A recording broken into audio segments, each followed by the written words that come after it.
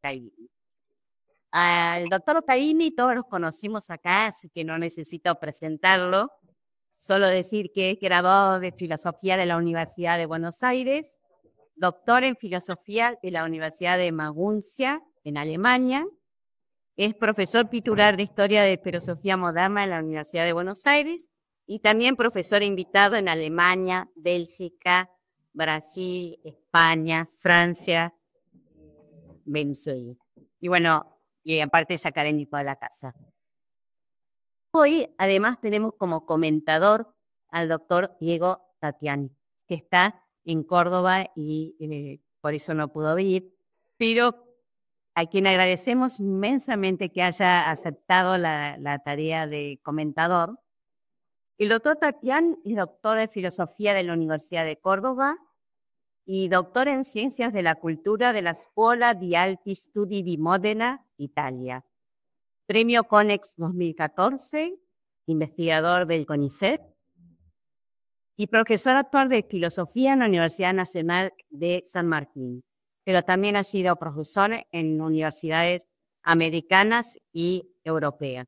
Es autor de libros de filosofía y literatura, y entre ellos, Pasiones y Política de Spinoza y Spinoza disidente. Por eso nos pareció muy adecuado que sea el comentador del doctor Caini. Ha sido director de la editorial de la Universidad Nacional de Córdoba y decano de la Facultad de Filosofía y Humanidades de la misma universidad. Así que, Diego, muchas gracias por aceptar esta tarea. Y sin más, le doy la palabra al doctor Caini para que nos dé su presentación. Gracias.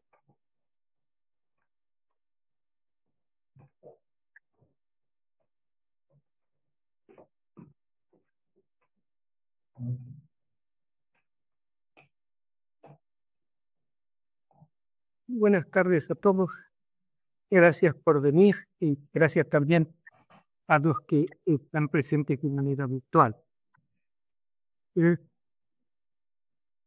Y voy a presentar la filosofía de Spinoza. No la voy a explicar de manera académica, pero ¿Cómo que?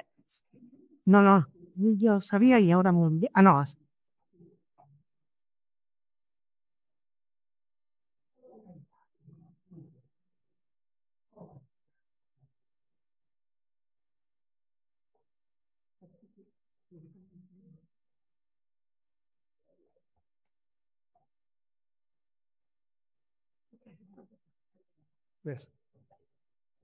Bueno, este es el único manuscrito existente de la Ética de Spinoza.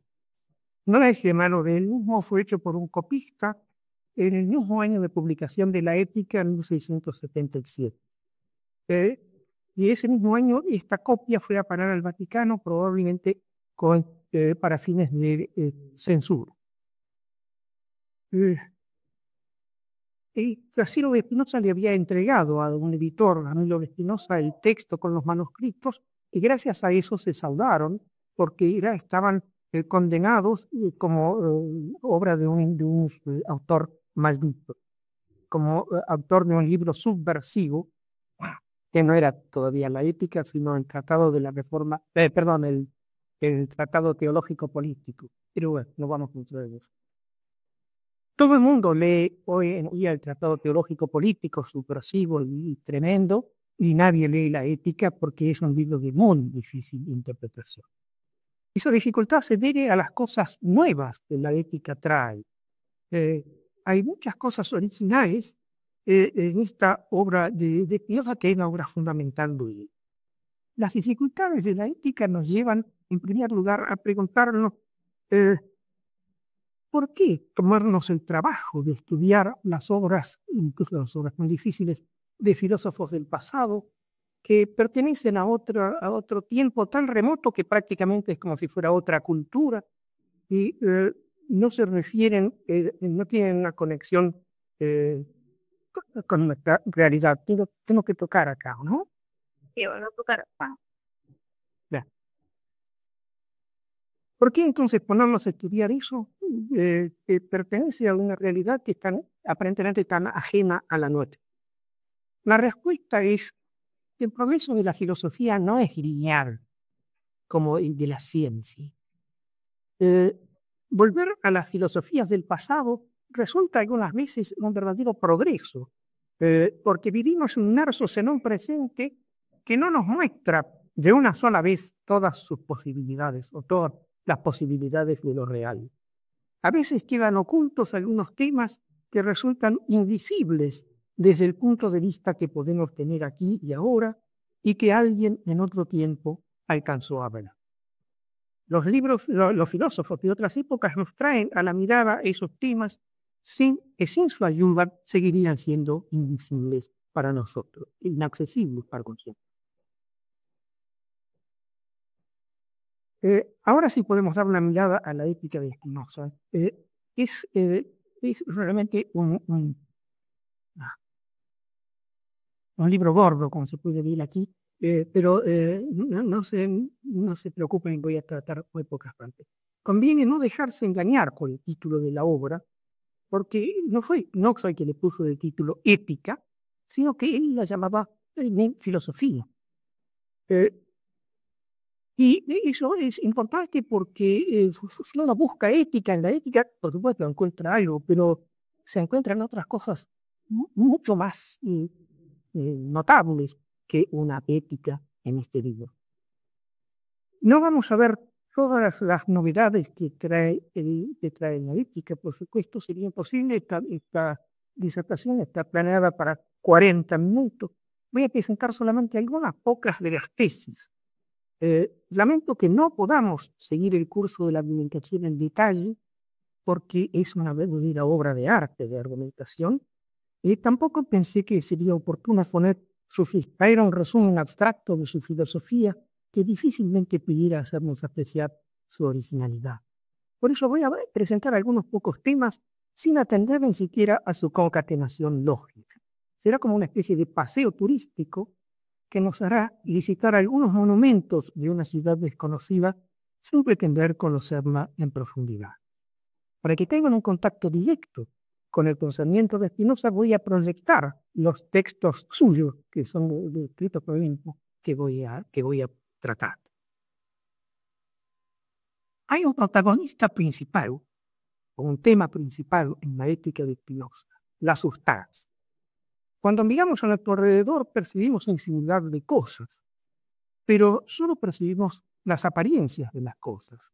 ¿Qué son las cosas verdaderamente? ¿Qué es lo real? Tiene que haber un sustrato, una sustancia detrás de las apariencias que percibimos. El tema principal de la ética de Spinoza es precisamente esa sustancia y nuestra relación con ella.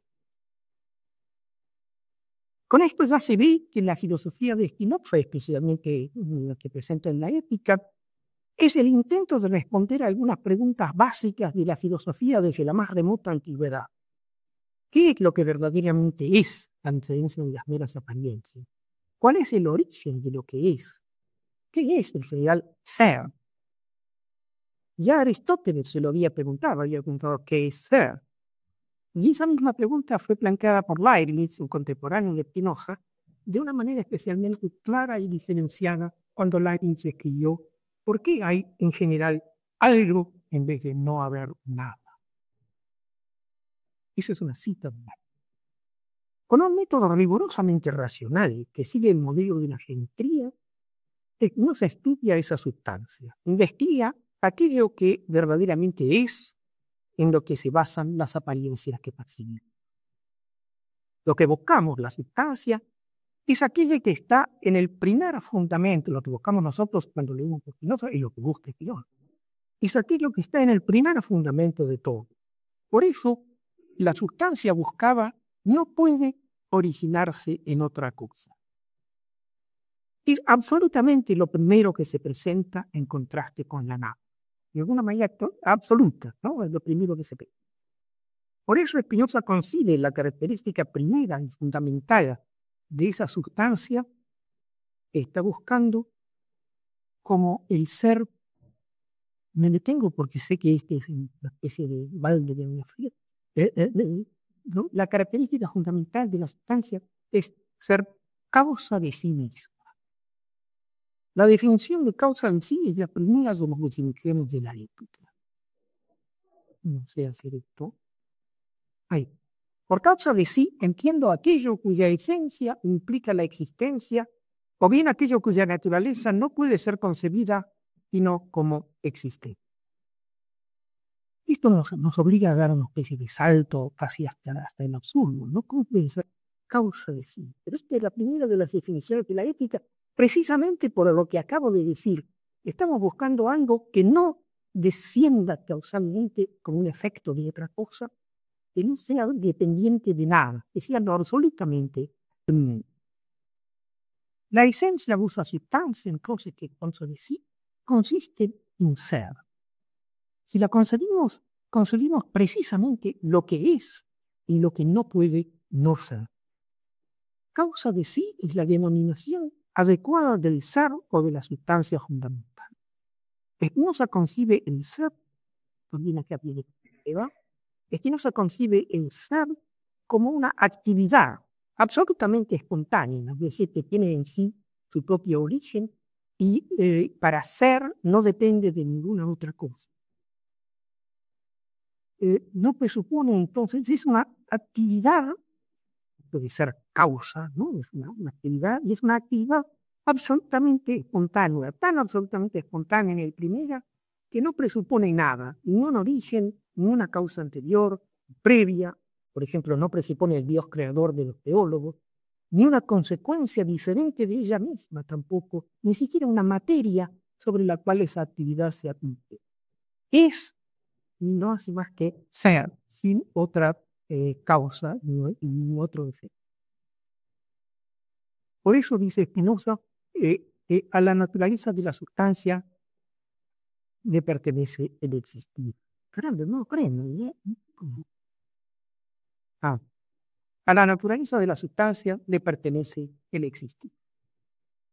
Es una especie de manantial de ser que yace en todas las manifestaciones, que subyace a todas las manifestaciones o fenómenos del universo. Siguiendo a Descartes, Spinoza distingue dos especies de los fenómenos del universo, los pensamientos y los espacialmente extensos. En consecuencia, la sustancia que sirve de fundamento de todos los fenómenos presenta dos características básicas: el pensamiento y la extensión espacial. Una cuestión de vocabulario ahora.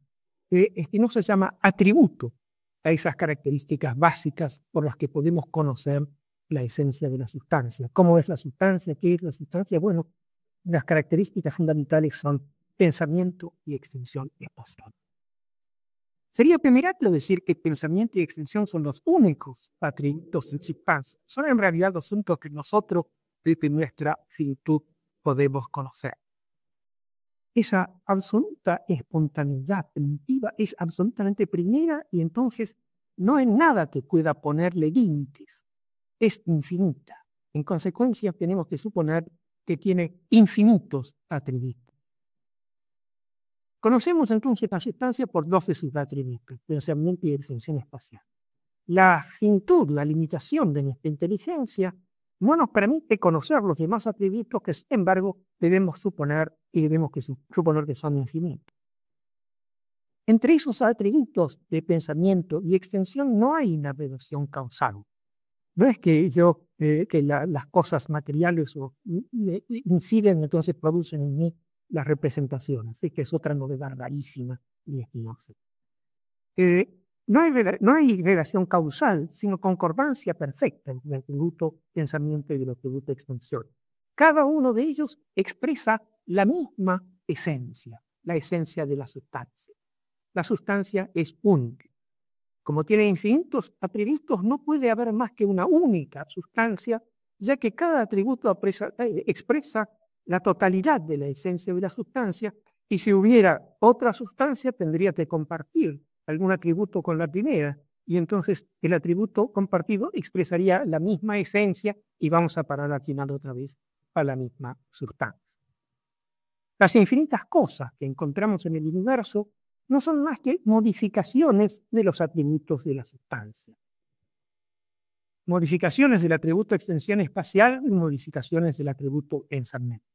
Esto lo muestra fácilmente la geometría, porque cuando se trata de cosas espaciales, todas ellas pueden entenderse como modificaciones del espacio único. Y también pasa con la psicología, todas las ideas que tenemos son modificaciones del pensamiento.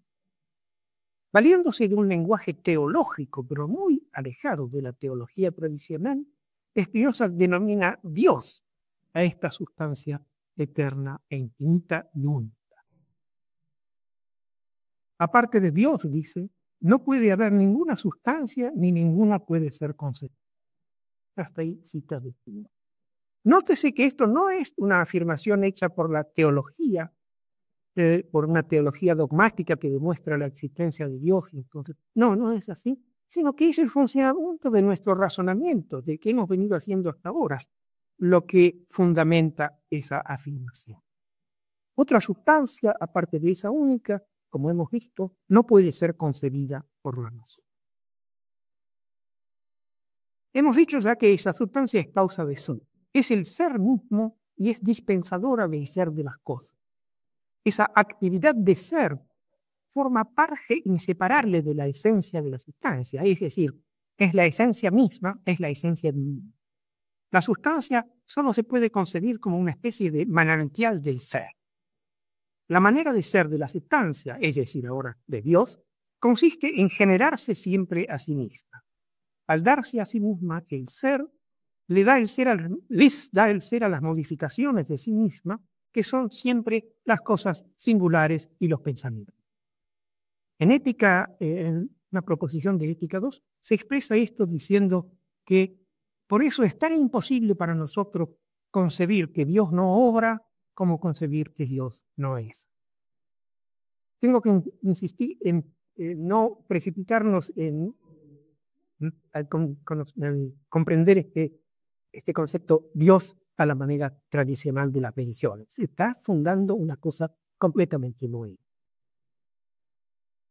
La causalidad de Dios con respecto a las cosas no debería entenderse a la manera bíblica como si fuera un acto voluntario de creación. La existencia de las cosas se sigue de la sola necesidad de la esencia de Dios y no de un inexplicable acto creador voluntario. No es que no podríamos entender por qué Dios ha elegido este universo y no otro si pensáramos en acto creador voluntario, pero si sabemos que Dios no se puede entender sin ser y hacer ser, sin ser un manantial de ser, si sabemos eso, entonces nos damos cuenta de que se sigue de esa sola necesidad la existencia de todas las cosas.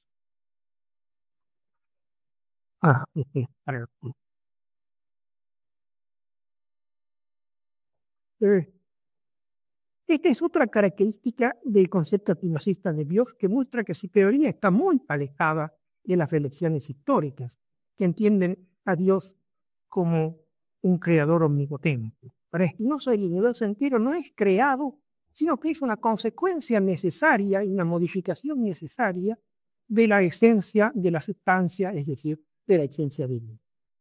Por eso Cassirer, el historiador de la filosofía, dijo una vez, otro acontecer diferente requeriría otro Dios. Todo lo que es necesariamente, tan necesariamente como Dios que es. Esto nos permite decir que en el comienzo mismo de la ética, en las primeras páginas de la ética, se pone ante el lector la sustancia divina misma, infinita, eterna, impactante. La recurrente mención de Dios en la ética puede requerir más explicación. Les resultó muy desconcertante a los censores del siglo XVII que declararon ateo a Spinoza.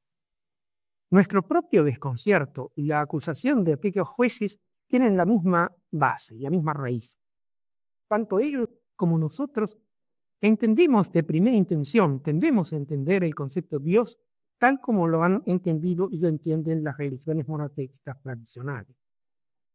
En cambio, una gran innovación de Spinoza es esta concepción suya de Dios.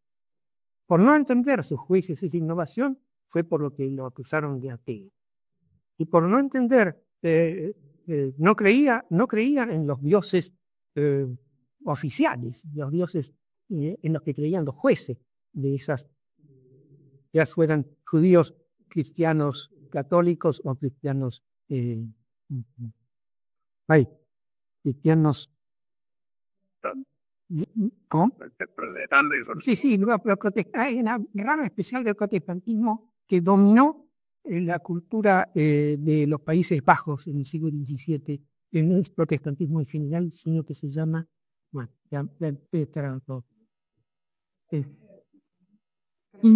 calvinistas, ya. De Calvinismo dominaba y tenía una censura todavía más rígida que la del catolicismo en los Países Bajos. Y nosotros también, por no entender esta novedosa concepción de Dios, tendemos a entender un texto de Spinoza cuando habla de Dios como si fuera más de la misma filosofía europea medieval. Se centraba alrededor del cristianismo. Y todo esto, si bien Spinoza al final termina haciéndose casi cristiano, todo esto es ajeno al pensamiento filosófico que está ahí. Spinoza emplea un lenguaje teológico como vehículo de una teoría filosófica racional, que no tiene nada de dogmatismo. Para Spinoza, Dios, la sustancia y la naturaleza son lo mismo. No consigue un Dios personal dotado de inteligencia y voluntad, creador del universo, sino que entiende que lo único que verdaderamente es la sustancia eterna e infinita, entendida como pura acción de ser, que se produce a sí misma de manera necesaria solo por ser lo que es, y que sostiene en la existencia a todo lo existente, no porque lo esté creando, sino porque es algo que se sigue necesariamente de lo que la sustancia es. Atribuirle extensión a Dios es otra de las sorprendentes innovaciones del pensamiento de Spinoza. Él la explica con cuidado, incluso responde a algunas objeciones, pero yo dije que no voy a hacer una exposición sistemática, sino que voy a presentar algunos puntos que me pareció especialmente interesantes y llamativos. De Dios era la sustancia, por supuesto, fundamental. Y hay otro tema relacionado que para mí es uno de los más importantes y notorios de la ética de Spinoza. Es el tema del desalojo del hombre del lugar central en el universo. Uno de los sobreentendidos de las culturas bíblicas fue que el hombre es el centro del universo, la imagen y semejanza de Dios, la cúspide de la creación y la finalidad a la que toda la creación se dirige. El Renacimiento, esto provocó, como se sabe, un gran interés como las ciencias, como modos de dominar la naturaleza y de apoderarse de ella. Parecía que las ciencias tenían la finalidad de conquistar, someter a la naturaleza para ponerla al servicio del hombre. Spinoza sitúa al hombre en otro lugar, drásticamente en otro lugar. Concibe la pretensión humana de ocupar un lugar centrado y de referirlo todo a los hombres mismos como una ilusión que es resultado del limitado e ingenuo punto de vista humano. Nuestra verdadera situación en el universo solo se concibe si alcanzamos a concebir nosotros lo que verdaderamente es la sustancia o naturaleza y conseguimos vernos a nosotros mismos como una mera modificación de esa sustancia única. Así es cuando nos concebimos correctamente como una ínfima parte del ser total, infinito y eterno de la naturaleza. Desalojar al hombre de su puesto preeminente en el universo implica definir de nuevo el bien y el mal. Nada hay bueno ni malo en sí mismo. El nuevo concepto del lugar del hombre en el cosmos permite adoptar un punto de vista más elevado que el del mero pragmatismo ingenuo que entiende por bien lo que es útil al ser humano. Spinoza afirma: por realidad y perfección entiendo lo mismo. Y esto es algo que sacude nuestra filosofía inmediata, ingenua, y sacude incluso la filosofía platónica, ¿no? Platón distinguía la perfección del cielo, de los dioses, y la imperfección de las copias erróneas de las que vivimos nosotros. Pero esto es entonces que por realidad y perfección nos entiende lo mismo. Lo que para nosotros desde nuestro limitado punto de vista es bueno o malo, provechoso o perjudicial, en realidad es consecuencia necesaria de la esencia de la sustancia perfecta y por tanto es perfecta. Hay un poema de Borges que desarrolla este mismo pensamiento de equivalencia de realidad y perfección. Hay muchas alusiones escondidas, no declaradas de Borges a Spinoza, y este me parece que este es el poema de la cantidad. Es demasiado largo para leerlo acá, pero voy a leer solamente 6 versos. Dice: ¿acaso cada hormiga que pisamos es única ante Dios que la precisa necesaria, ¿no?, para la ejecución de las puntuales leyes que rigen su curioso mundo? Si así no fuera, el universo entero sería un error y un oneroso caos. El poema termina, no está acá, diciendo: no me atrevo a juzgar a la lepra o a Calígula. Porque claro, el mal, lo que para nosotros es un mal horripilante, el mal físico, metafísico, la lepra o el mal moral, también son parte de esta perfección que nos está en el ambiente. En resumen, todo lo efectivamente existente, todo lo real, tiene una necesidad y una perfección que escapa a nuestra concepción, a nuestra comprensión unilateral humana. Pero la mirada del filósofo, si la compartimos, nos permite a algunos concebir desde lejos esa perfección, cuando dice que todo lo real es perfecto. De eso resulta que los conceptos vulgares de bien y de mal son consecuencias de esa ilusoria centralidad que emana de la que hemos hablado y de la que Spinoza de algún modo nos desplaza. Sin embargo, sería apresurado extraer de ahí la consecuencia de una general indiferencia moral o jurídica, como si nada fuera bueno, ni malo, ni mejor, ni peor.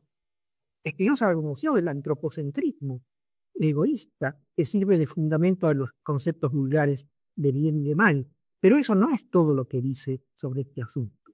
Su denuncia de los conceptos corrientes y ilusorios de bien y de mal, de virtud y de pecado, tiene el propósito de hacer patente y manifiesto aquello que no es mera ilusión.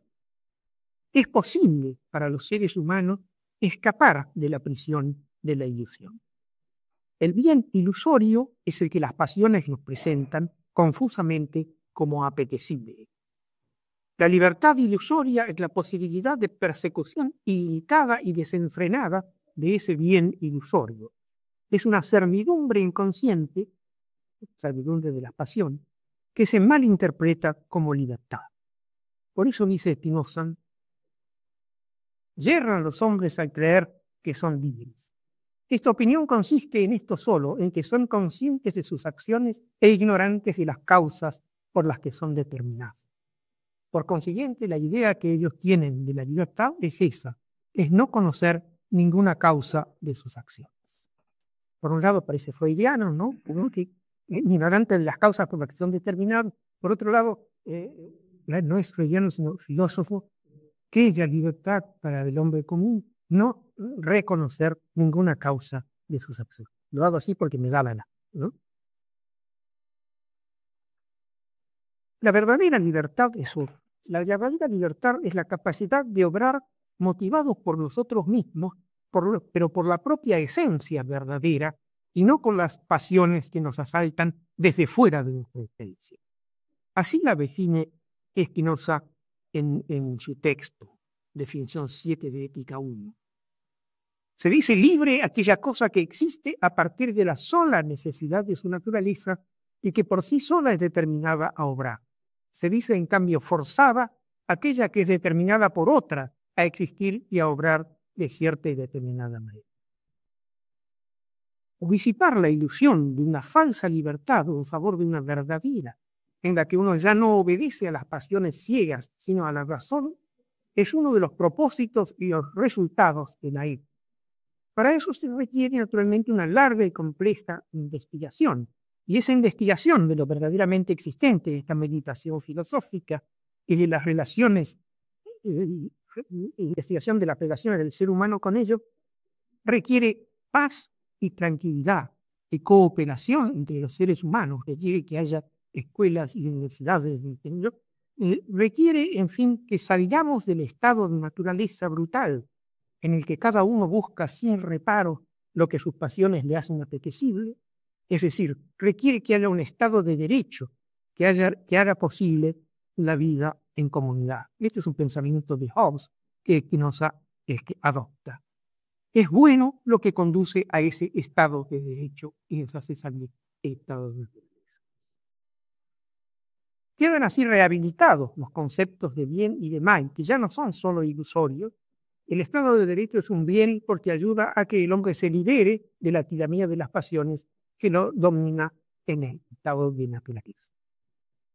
Los textos de la ética que tratan esas cuestiones de las pasiones, la psicología humana, la libertad, la organización del Estado, contienen muchas observaciones interesantes que es imposible explicar aquí. Son de los 5 libros de la ética, hay por lo menos 2 que se dedican a esos puntos. Sin embargo, sería interesante citar una de esas observaciones de Ética 4. Esa observación dice, no, un hombre libre en ninguna cosa piensa menos que en la muerte, y su sabiduría no es meditación de la muerte, sino de la vida. Aquí también hay otra cosa que aparentemente parece nada más que simpática, pero es una ruptura enorme con la tradición. Esto parece una respuesta a la filosofía platónica y a la filosofía estoica, porque tanto Platón como los estoicos dijeron que era correcto para entender bien quién es uno hacer una meditación de la muerte. Quevedo, el poeta, en un libro que formaba parte de la biblioteca de Spinoza, un libro que se llama La cuna y la sepultura, un ensayo de Quevedo, resume la doctrina de Platón y de los estoicos asimilándola a la doctrina cristiana en lo concerniente al tema de la muerte. Exhorta ahí, en ese libro, a meditar sobre la muerte como manera de comprender lo que el hombre verdaderamente es. A primera vista, la respuesta de Spinoza pareciera una expresión de optimismo, si se quiere, de una negación medio ingenua de la realidad de la muerte.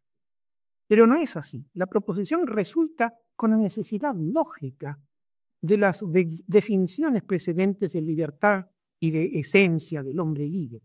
Libre es el que obra según la esencia, y la esencia humana es el esfuerzo de ser.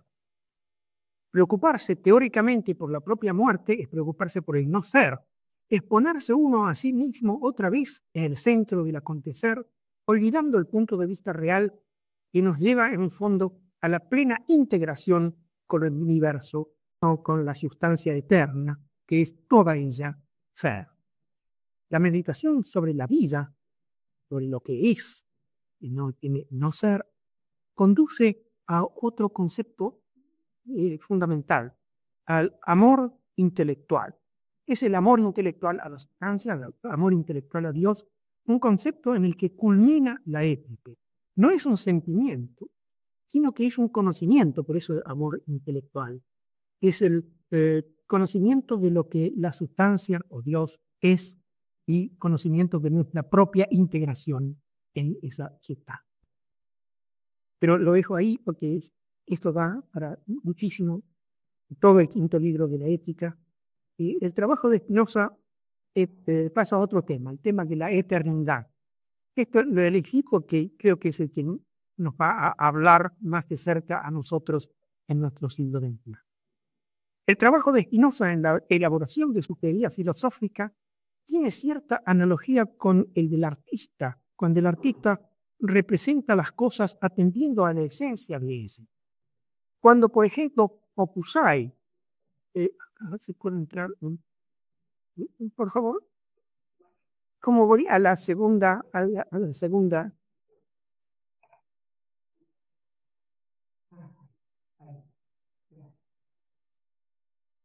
Gracias. Ahora es de acá, sí, de acá. Eh, Hokusai pinta su ola y cuando pinta su ola hace eterno ese exacto momento de inclinación de la masa de agua con esas precisas salpicaduras.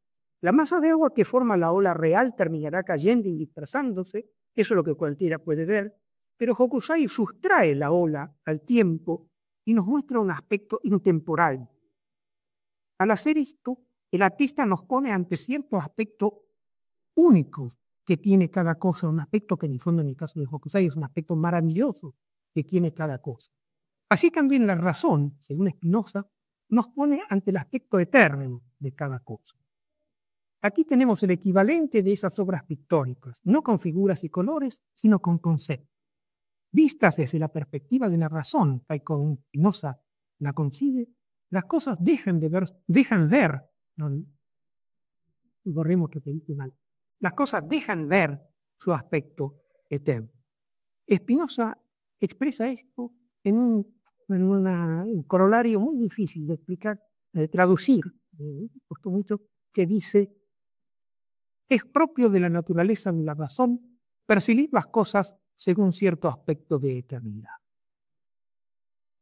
Algo eterno está presente en cada cosa y se expresa en ello, y se hace visible al considerar la cosa con la razón. Lo que dice la razón, los enunciados producidos por la razón, por ser independientes de la sucesión temporal, muestran el aspecto intemporal, es decir, eterno, de las cosas. Y lo muestran también porque la razón nos muestra que lo que es esa esencia eterna y que lo que somos nosotros y lo que son todas las cosas son nada más que modificaciones que interactúan entre sí, pero son modificaciones de los atributos eternos, espaciales o metales de la cosa. Creo que la verdadera manera de traducir frase fue la que ofrecí ahí, cierto aspecto de eternidad. No es, muchos dicen, desde el punto de la razón percibe las cosas desde el punto de vista del eterno, pero no. Y no es acá un punto de vista subjetivo lo que se expresa, sino que se indica algo que la cosa misma ofrece porque lo tiene, algo que es propio de la cosa. Es como si esta proposición dijera, en realidad, no lo dice Spinoza, es como si esta proposición dijera que es propio de la naturaleza de la razón considerar las cosas atendiendo a lo que en ellas hay de eterno. Lo que la cosa tiene de eterno es lo que ella recibe de la sustancia. La cosa no es algo independiente y subsistente por sí, sino solo una modificación de uno de los atributos eternos de la sustancia. Las cosas singulares no son, según Spinoza, más que modificaciones, él las llama modo, son modificaciones en la sustancia única existente. Esos modos expresan cada uno a su manera la esencia eterna e infinita de la sustancia, es decir, de Dios. Las cosas singulares, cualquier cosa singular, tienen una relación inevitable con ese fundamento absoluto y eterno.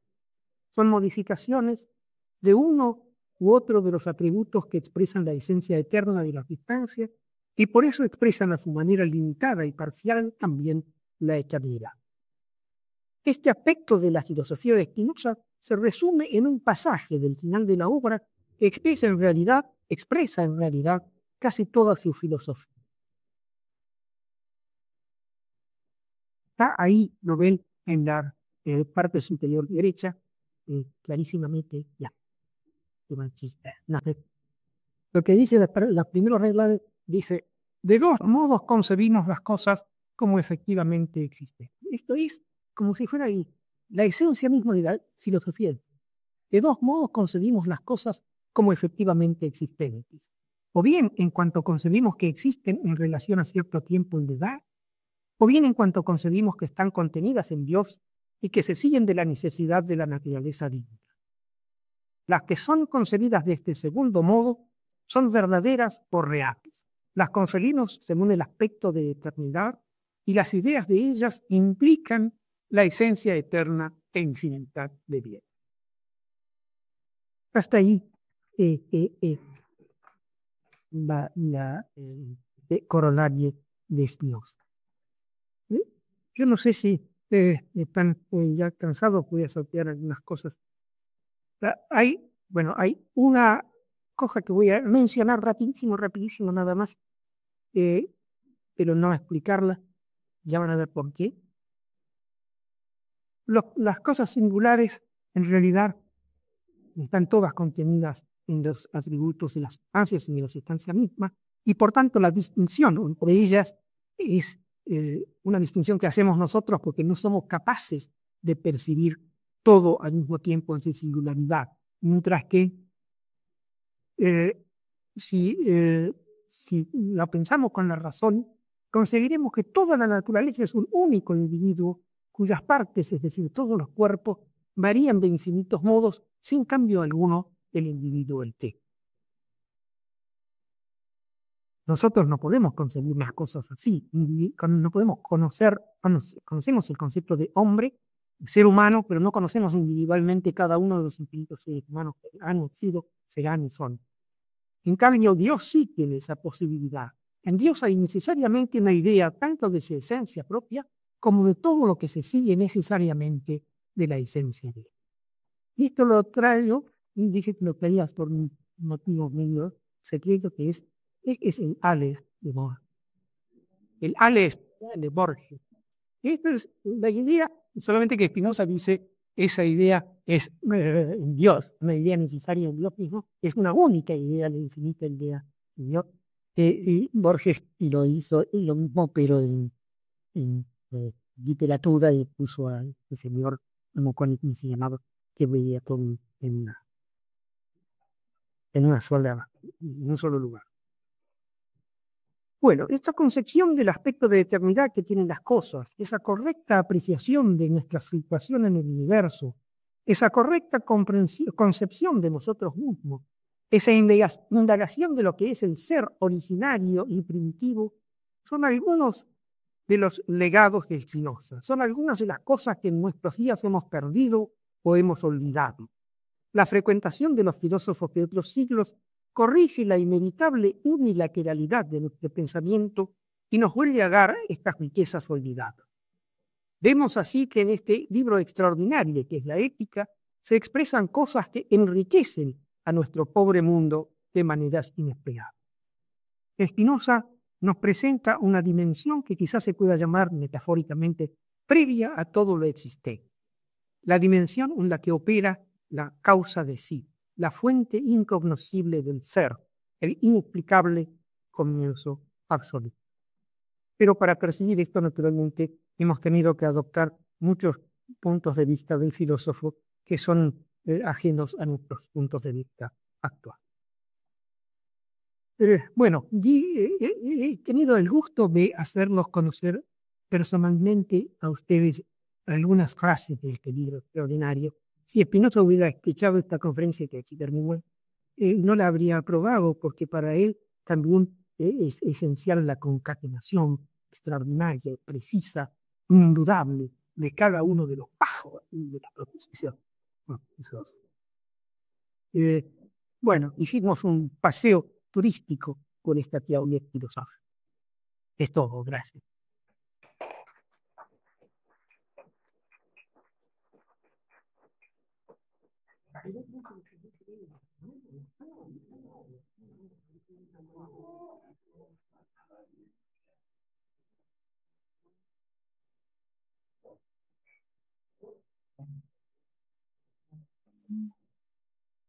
¿Cómo hago para...? Bueno, ahora el doctor Tatián va a comentar y preguntar, pero solo quiero poner... No quiero compartir. Quiero ponerlo como... Sí, es un desastre.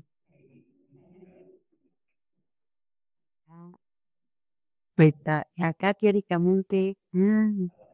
ponerlo como... Ahí está.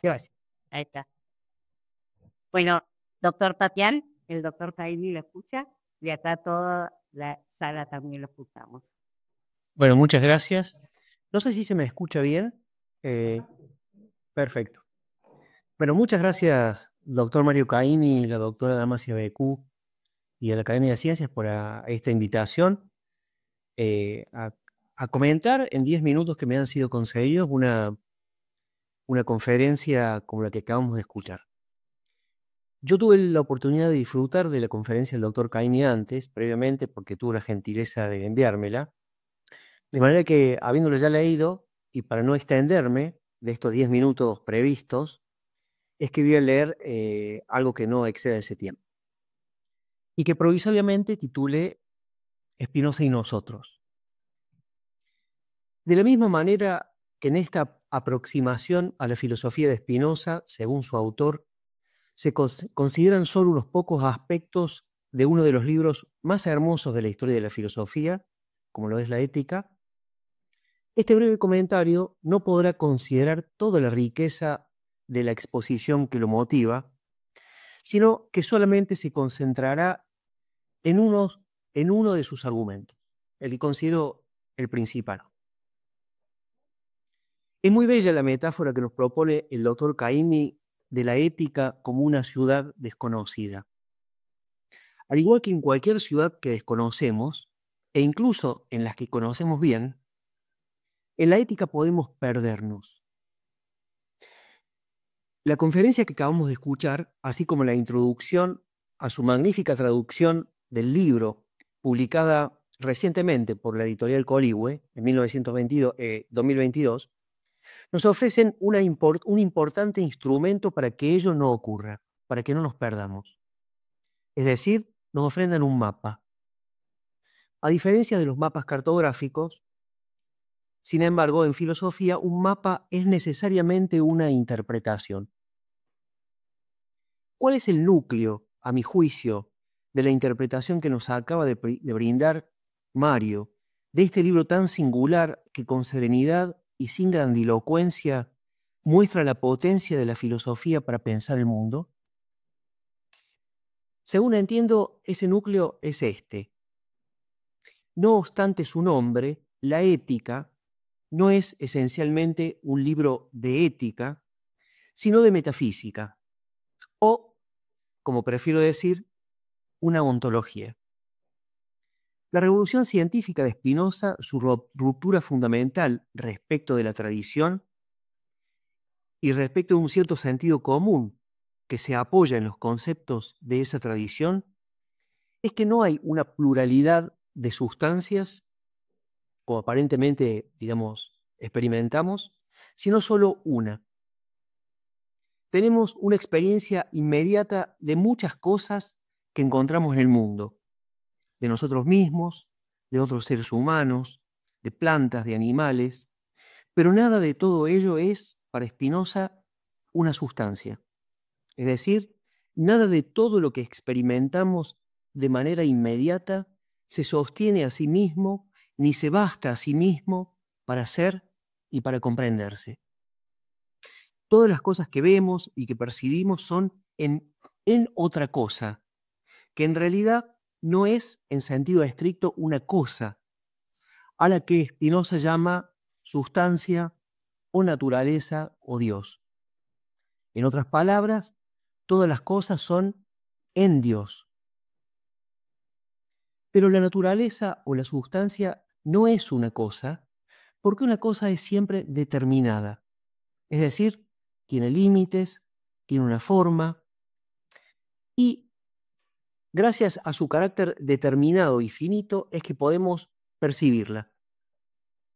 La sustancia espinosista es, en cambio, infinita, indeterminada. Estrictamente no puede ser percibida. No podemos encontrarnos con la sustancia como tal en ninguna parte, aunque actúa en todas partes. Es decir, no podemos tener una experiencia empírica de la sustancia, pero sí lo que podríamos llamar una experiencia del pensamiento. Lo que Spinoza dice es a la vez muy complejo y muy simple, en mi opinión. Como cada cosa, también nosotros somos partes de algo que nos excede. Somos parte de lo mismo. En términos de Spinoza, parte de la naturaleza. Se trata de una idea muy antigua, que Spinoza formula en términos estrictamente filosóficos. a comienzos del siglo XVIII, un filósofo irlandés llamado John Toland inventó la palabra panteísmo para designar precisamente a la filosofía de la ética. Aunque Spinoza no sabía que era panteísta, pues desconocía la palabra, desde entonces su nombre ha sido asociado a ella. Panteísmo significa que todo es Dios. Spinoza no dice exactamente eso. Dice que todo es en Dios. Algo semejante, pero no exactamente lo mismo. Y debido a ello es que algunos estudiosos de su obra prefieren hablar de panenteísmo. Tal vez la palabra fundamental aquí para comprender esta ontología es la palabra inmanencia. El Dios de Spinoza es causa inmanente de todas las cosas, no trascendente como lo es en la teología judeocristiana. Esto significa que todas las cosas permanecen en Dios, no son trascendentes a Él ni Él a ellas.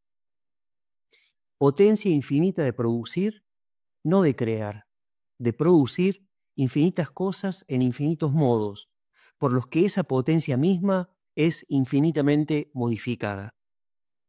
Esto es lo que dice Spinoza que es Dios. Por tanto, el Dios naturaleza de la ética nada tiene que ver con el Dios judeo-cristiano. Es sustancia, pero no sujeto. No es persona. No crea al mundo. No castiga. No premia. No es moral. Y sobre todo, no salva. O por sí mismo no salva.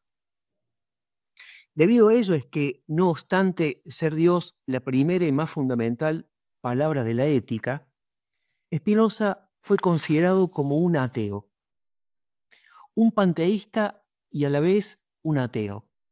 Aunque bien comprendida, su filosofía no implicaba ninguna de las dos cosas. Mario Caimi indica que la principal consecuencia de esta filosofía es que el ser humano pierde completamente el centro, pierde toda la centralidad. Es decir, tendríamos que ubicar a Spinoza en la tradición, si se quiere, copernicana y también bruniana. Y la filosofía de la ética la infiere una de las grandes heridas narcisistas a la humanidad, ¿no? Como Copérnico, como después va a ser Darwin, por ejemplo, ¿no? Es decir, el ser humano se desplaza del centro hacia una X. La ilusión de ser el centro de la creación se desvanece, pues no hay ni una cosa ni la otra, ni creación ni centro. En efecto, la sustancia de Spinoza es eterna, no creada y sin centro. O bien, cada cosa es su centro.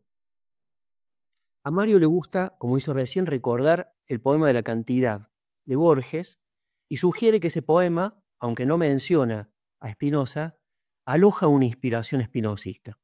Por lo demás, Borges tiene 3 conferencias prácticamente desconocidas sobre Spinoza, brindadas sobre Spinoza, y en alguna parte dijo que estaba escribiendo un libro sobre Spinoza y que estaba recopilando material, libro que nunca escribió o que está perdido, ¿no?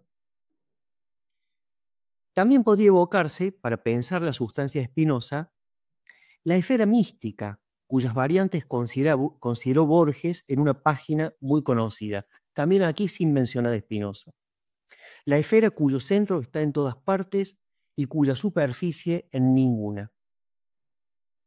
Pero, sobre todo, la naturaleza no es un simple recurso sometido al deseo de su explotación y de un extractivismo sin límites. No es algo que nos pertenece, sino algo a lo que pertenecemos.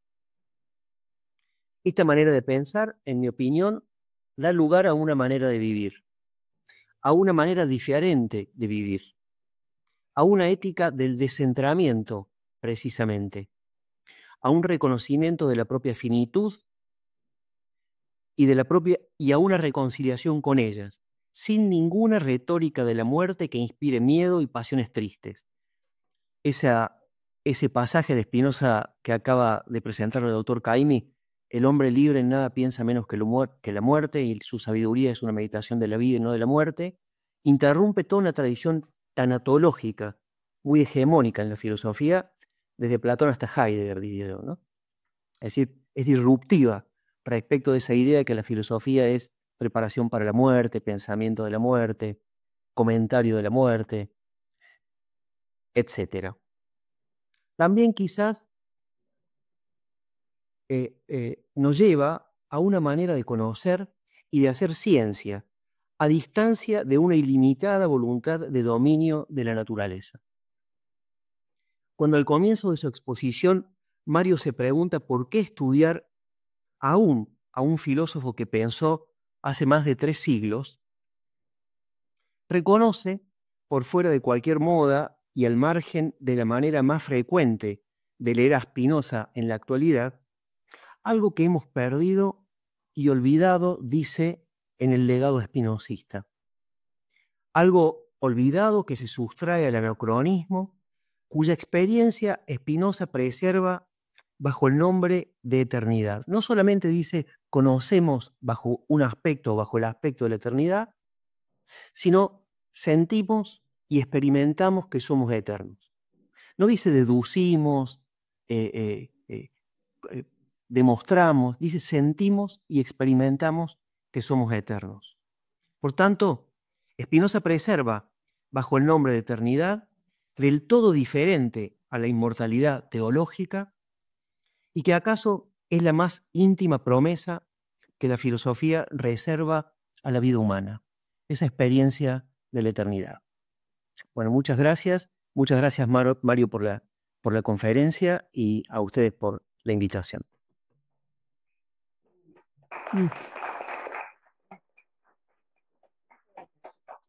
No sé si usted quiere contestarle algo, doctor Tatiana, algo que... Yo solamente una cosa quiero que no contestar, sino agradecer, porque fue una presentación muy sutil y que tomó con mucha justicia lo que yo hice. Me alegro mucho de tener un colega que comprenda Spinoza así. Nada, eso. Bueno, y ahora público, si alguien quiere hacer alguna pregunta. Ingeniero Ferreira. Mary, muchas gracias por la exposición. La idea, desde el punto de vista de un sitio, preguntarte, ¿no es difícil o es más simple que leer algunos de los textos que vamos a ver como un texto teórico? La conclusión para que lleva, quizá la palabra Dios, en los textos que vos dejaste en algún caso, hacen que la aproximación natural, yo que soy ateo, ¿no? Es que la aproximación natural sea la de una lectura teológica. A mí, que me existe su vida. Y es verdad, eso ya me lo han señalado, o se ha señalado desde históricamente siempre sobre Spinoza, pero justamente ahí está el trabajo que hace que yo me gane mi sueldo, a saber, buscar, interpretar, tratar de interpretar exactamente qué es lo que Spinoza está entendiendo, ¿no? Lo que Spinoza está entendiendo exactamente es no busque esto a la manera tradicional teológica, sino que estoy imponiendo y presentando algo enteramente nuevo. La gracia de la filosofía es un poco esa, un lugar que se ve lanzado a pensamientos que son prácticamente, no digo imposibles, pero muy difíciles de entender en su singularidad. Entonces uno recurre a qué sé yo, los conceptos de la teología o los conceptos de las ideologías, un poco peor. Y no, el trabajo consiste en tratar de ver qué había verdaderamente, qué había de nuevo. El filósofo grande, estos de enorme monstruo de la filosofía, son realmente pensadores totalmente innovadores. Y entonces nos sirven los conceptos tradicionales de los que disponemos nosotros, hombres comunes y no géneros, y esos conceptos podrían aproximar un poquito, pero enseguida nos abandonan y no nos ayudan más. Con vos hemos tenido una discusión hace mucho tiempo también sobre otro concepto, que era el concepto de Kant sobre objeto. Y pasó exactamente lo mismo. Lo que pasa es que yo no me animé a seguir porque no había tiempo, pero también hay una voz, ¿qué es un objeto? Bueno, ahí está todo en objetos, ¿no? Y sin embargo, Kant viene y hace una revolución tan grande sobre el concepto de objeto que funda toda la crítica de la cultura en eso. Y todavía los intérpretes no han terminado de desempeñar completamente ese concepto. Pasa. Y ahí está la gracia, la novedad.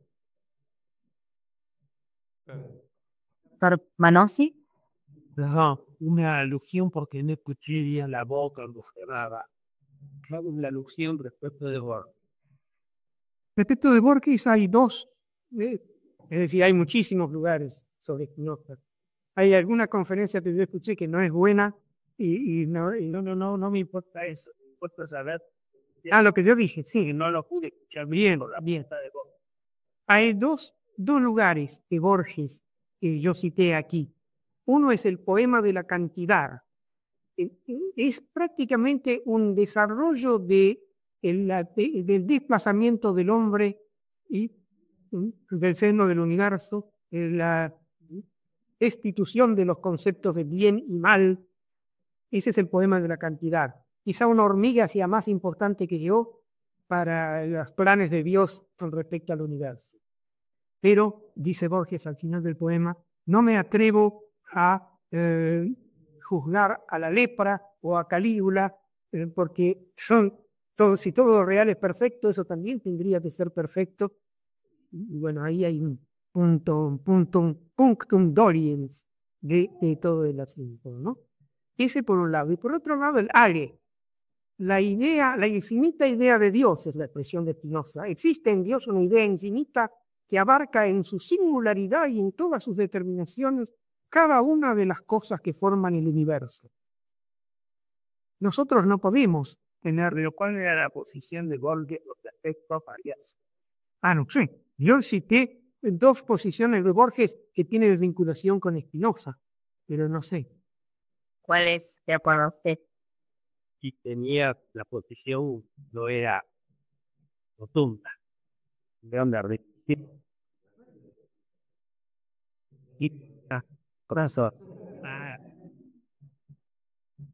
Gracias. ¿Qué?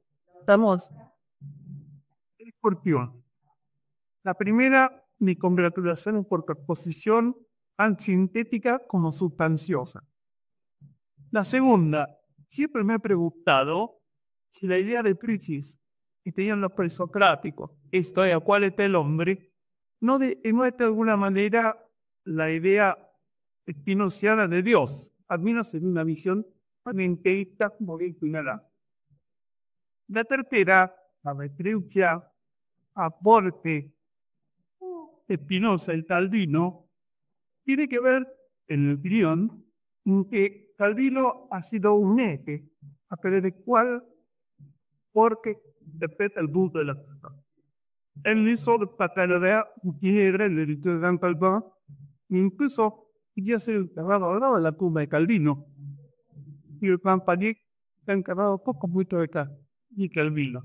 Así que una referencia al vínculo por Spinoza, creo que el lazo del pendido con el TAP es justamente la figura del TAP. Sí. ¿Tengo que responder?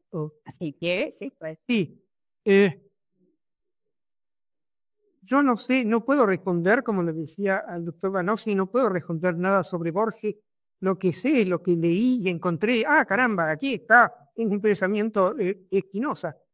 Genial, detalle bien. Y no puedo pasar de ahí. Sospecho que Borges, si bien puede haber sido formado en teología calvinista, era más bien, por lo menos ligeramente escéptico con respecto a cualquier religión estatutaria, pero es una sospecha que me parece. La otra pregunta me parece que es una pregunta que es riquísima y que da para agradecer, que es la presencia de los presocráticos griegos en la filosofía de Spinoza.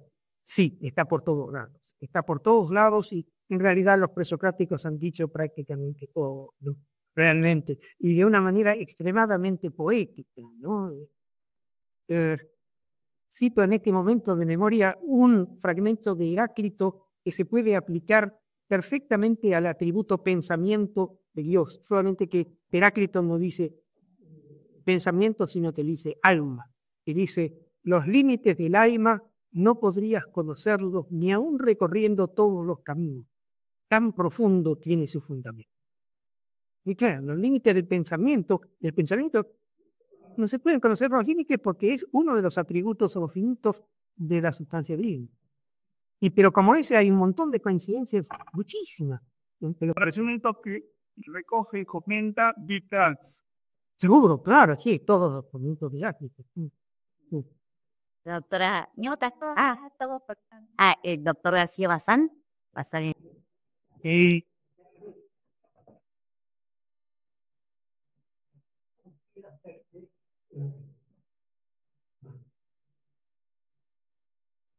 Estas investigaciones sobre que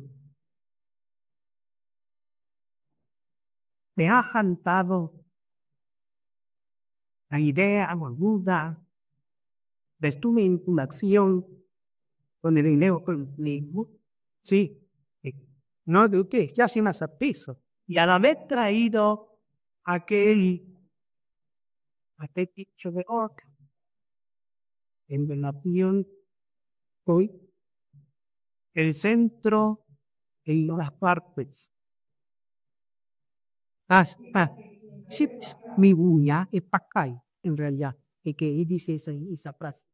¿Cómo tiene que ver directamente por la captación de la inteligibilidad pura?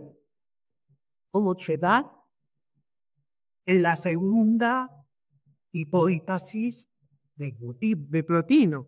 También está, en realidad, bueno, lamento porque es una discusión muy, va a quedar mucha gente afuera, pero en muchos momentos pensé, lo uno de Plotino es muy semejante a este primer momento, esta pura acción de ser de Spinoza. ¿No? Animal de votar por ahí. Lo uno es anabumirato, claro. Ahí está el esfuerzo y que porque lo ha captado. Por eso el cerebro en todas partes y la circunferencia que llena a captar eso. No, ahora, muy bien para caracterizar de que en fondo al bio judeo-cristiano, pero no al Dios, digamos, a la divinidad pura que tiene por la línea platónica. Me animaría quizá a disentir, pero creo que deberíamos discutirlo aparte, porque si no va a ser casi como si dijera cuando estaba en el secundario alguna vez oí que espero en la esquina. Pero estás, porque realmente creo que has estimado la reflexión, la posible, espero expresarlo, espero que lo pudiera hacer más de una conferencia. Ha sido una del pasillo sobre la realidad en sí. Sí.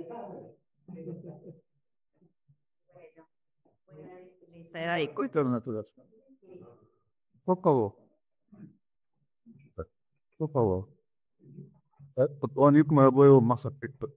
Ana. Entonces, justamente, a chequear mi idea, ¿no? Busqué el sentido del panteísmo y que achicando quello che pensavo di, io che ho riuscito, ese sistema, la realidad el sistema filosófico de que implica la superior el universo es el único Dios. Pero Dios que funcionan acá, es el Dios con manipula, es el Dios. Copiar. Bademos proporción. Otra vez, es una cuestión de sutiles diferencias de significado. El panteísmo que se le atribuye a Spinoza no es que haya que cada cosita sea un dios, sino que cada cosita tiene su momento de divinidad, su momento eterno, porque está instalada de algún modo en Dios como una modificación de un atributo de Dios. Y no es lo mismo ese panteísmo que el panteísmo de otros que se puede entender de otra manera. Todo es Dios, los veneramos juntamente porque todos somos dioses. No es así. Bueno, agradecemos al doctor Tatián muy especialmente y a cada uno de ustedes los invito a tomar un café y alguien que quiere agarrarse a pata junto David podemos ir, así que 10 minutos hacemos de café y después los académicos volvemos a la sala